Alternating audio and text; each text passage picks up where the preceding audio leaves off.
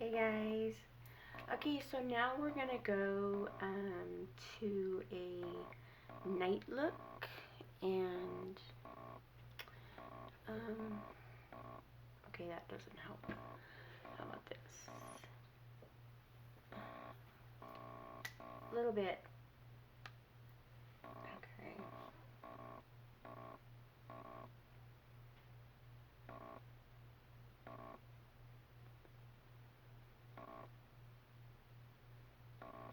Okay, so like I said, I'm still getting used to this camera. It's new and I haven't had it all but one day, so um, yeah, so just thanks for your patience with, the video quality. And, just, I hope you guys tune in on a regular basis. I'm going to be doing some different looks and also maybe making some smoothies and juicing because I'm trying to lose. Overall, I'd like to lose about, I would say, um, 36 pounds. So, right now I'm 164 and I, I've always been maybe like a size 120, 125. And, a few years ago, I started having like a lot of pain in my abdomen, or not my abdomen, but in my oops, yeah, my abdomen, my pelvis, and it turns out that it was a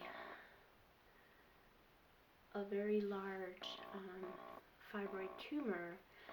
So yeah, I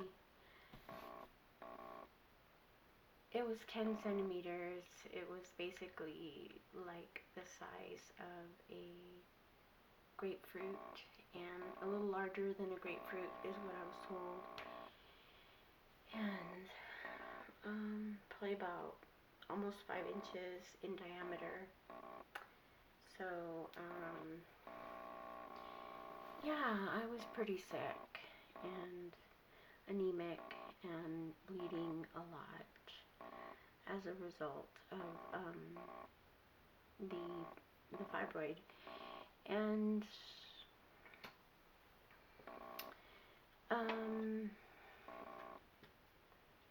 I had a oops, sorry about that. Okay, there, that's better.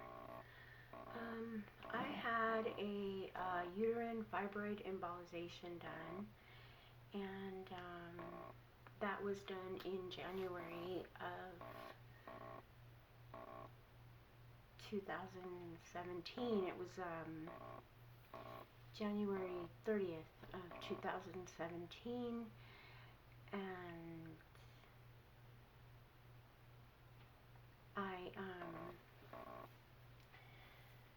I just remember it being so painful, and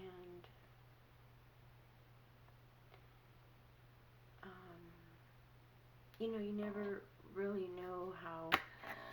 Okay, this is crooked, sorry. Okay.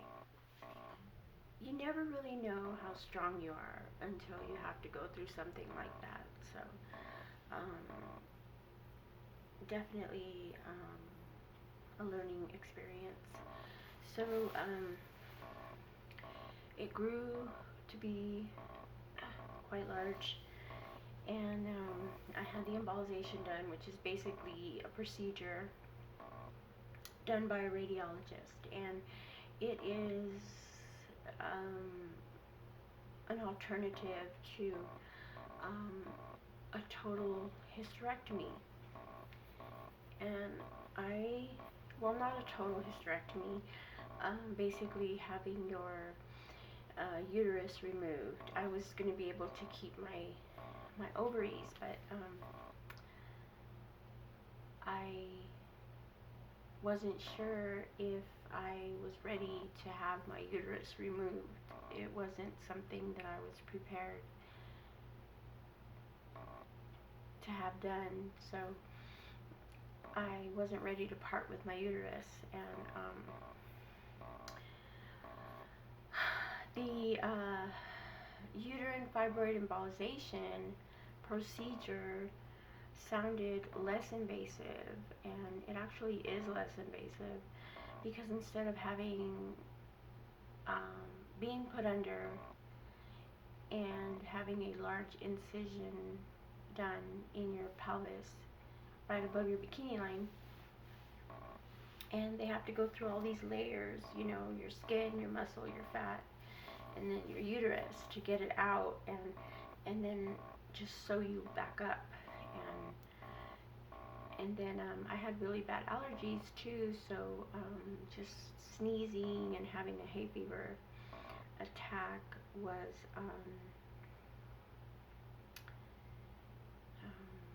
scary to think that the wound would open. So I opted for the embolization, and I recovered fairly quickly. They made 2 incisions on the, well, let me move the camera here for just a second. There we go. They made 2 incisions in my groin area, like on the sides right here, and the doctor inserted a tube, and inside that tube were little like silicone little beads, and they like stopped up, you know, the flow of blood going to the fibroid, which basically that's what fibroids live off of, is your blood supply. So it eventually calcified, died, because the blood supply was no more. So eventually, well, what seemed like forever was, I would say, a good 3 to 4, maybe even 5 months of discharge, like pieces of my uterus coming out, and that was not expected. And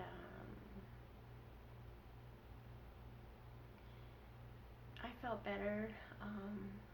After about a month, I felt better, but the recovery, I would say,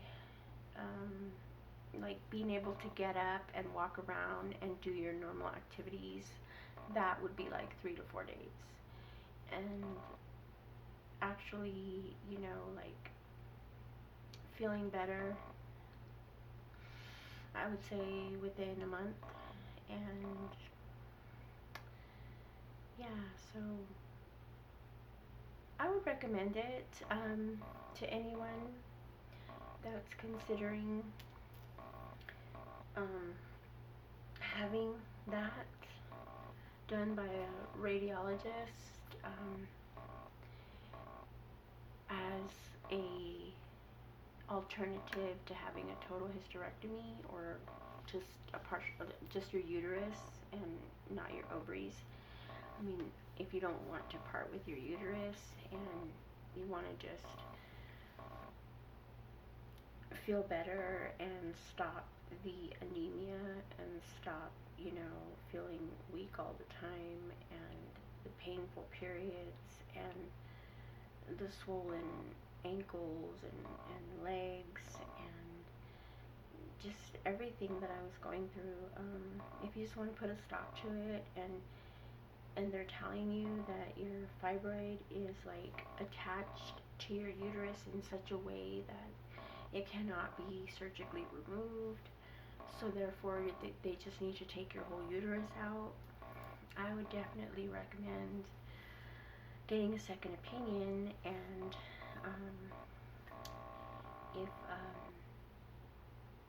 if a uterine fibroid embolization, a UBE, is, you know, a better option for you, then because of work or school or family, again, you know, it's less invasive. You don't have to go under anesthesia. They basically numb you from the waist down. You're awake during the whole process, and you can go home like the next day in the morning, and the pain is pretty bad, I'll have to say, the first night, the first day after. The second day, when you go home that night, and then, you know, the next day, and then by the third day, I think it peaks, and then the fourth day it starts subsiding. So, but as far as having this large incision, and it's just not there. You just have two small, like this big incisions, and that's it. And then plus, I wasn't able to use the restroom, and that was hard. And they did prescribe me a stool softener for that, and the pain meds are what caused that, so be careful with that. And I think that's all I want to say about that. So yeah, so thanks for listening, and I just wanted to share my story with anybody that might be able to benefit and, you know, make a better informed decision. And I don't know, but I think my son's knocking on my door. Hold on a second. Come in. Jesse? Jesse? I don't know. He just ignored me. Okay. Let me go ahead and call him on my phone.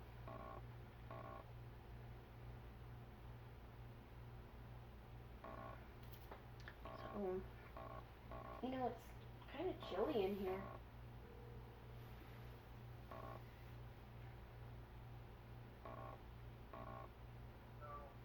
Jesse, are you forgetting to take your medicine?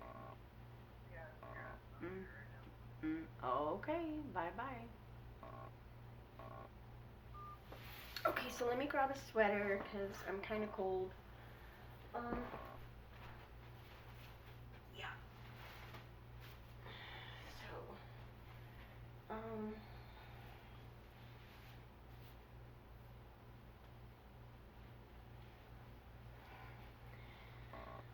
yeah. So now that I have a sweater on, I feel a little warmer, and I just need to share that with you guys, what I went through. And if you're going through that right now, I just want you to know that you are going to be okay. You're going to get through it, and you're going to make the best decision for you and for your family. And you know, that's pretty much all you can do, is just, you know, do your research. And I actually saw a doctor in East LA at the Altamed Clinic, and she, pardon me, oh, I'm getting sleepy. Sorry, she did a biopsy on me, and she recommended that I have a hysterectomy as soon as possible. And I said, is there any other options for me? You know, hold on. Come in. Come in.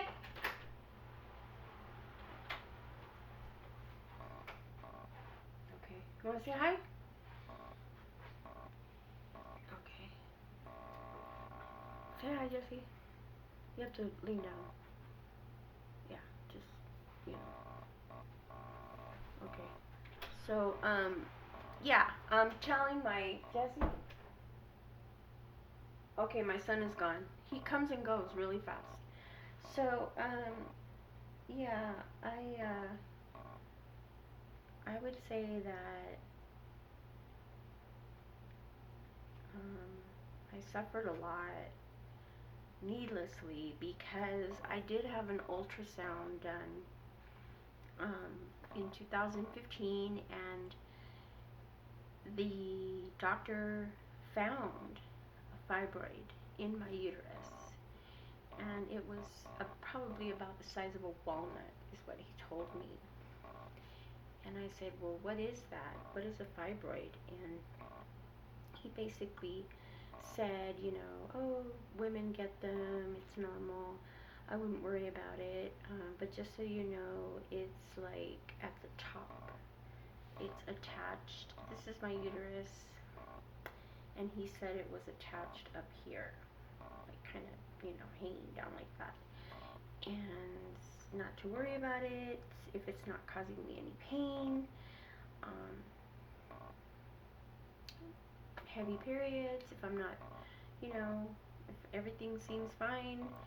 I actually went in because my side was hurting so bad. So I have a ovarian cyst on my left side that really, really flares up sometimes, and that's what they found out too during the ultrasound. But they also found the tumor, and the fibroid tumor, and he did not tell me that it could grow, which it did. In March of 2016, it like, I can remember like the day that it grew. I just felt really, really bad that day, and I just can't really describe it. I just didn't feel like myself, and I mean, I knew something had changed in my body, and the next few days, I looked down at my stomach, like my pelvic area, and it was like swollen, and I took some pictures, and it's just like I had this swollenness, you know, and that was March of 2016, and it's basically never, my whole stomach area basically has never gone back to the way that it was before. I still have like a bulge, so I don't know if it's hormonal because the tumor's gone, but I don't know. So I just want to get all of that sucked out and put in my butt. That Brazilian butt lift is starting to sound really good. So I'm going to close up this video now, and I hope that this helped someone, anyone. There is other options. You don't have to have your uterus taken out. You can have an embolization.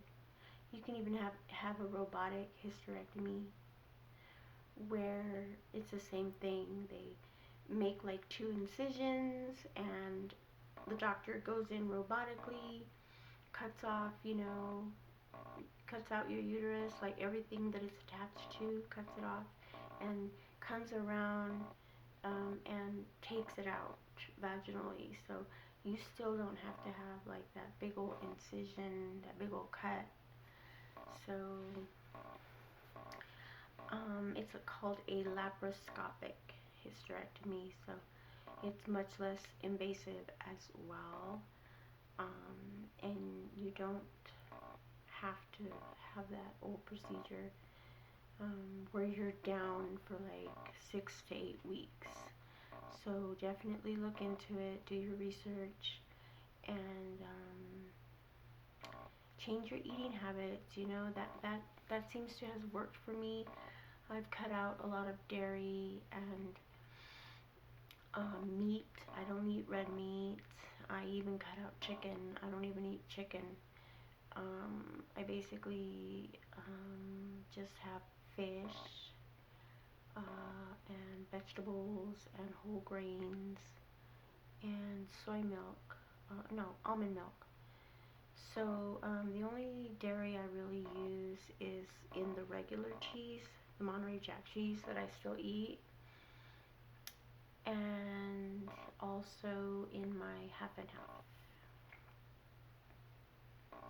I'm going to be looking for a non-dairy half and half pretty soon, and I'm also going to be looking for some vegan cheese. If it tastes just as good, I don't see a problem switching. So yeah, so until I upload again, hope you guys have a great night, and I hope that my story will help you if you're going through this. You're not alone, and have a great night. Okay, bye.